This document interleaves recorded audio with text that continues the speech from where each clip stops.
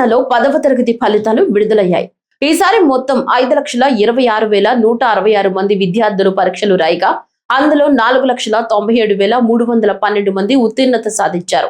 దీంతో మొత్తం ఉత్తీర్ణత శాతం 95.15గా నమోదైంది. గతంతో పోలిస్తే ఈసారి ఫలితాలు మెరుగ్గా వచ్చినట్లు విద్యాశాఖ అధికారులు తెలిపారు.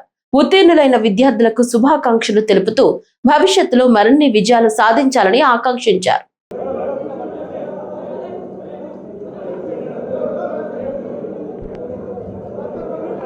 This year we have a very good pass percentage. This year 95.15 students have passed.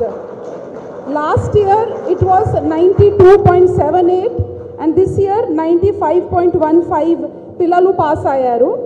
Total pillalu 5,26,166 pillalu appear ayi 4,97,312 pillalu pass ayaru.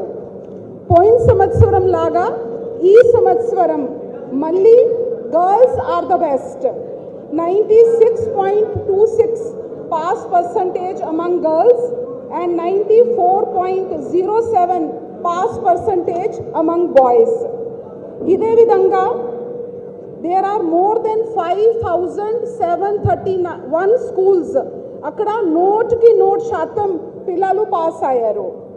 దాంట్లో మాత్రమే ఒక 6 స్కూల్స్ ప్రైవేట్ స్కూల్స్ ఉన్నాయి, అక్కడ ఒక్క పిల్లవాడు కూడా పాస్ కాలేదు.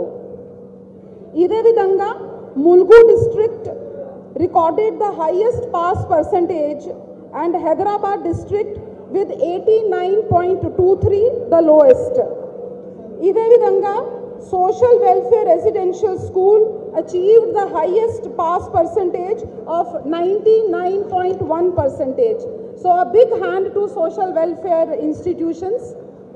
ఇదే విధంగా మేము ముందు పోతే SSC public examination for private candidates also పోయిన సంవత్సరం 57.22 ఉంటే ఈ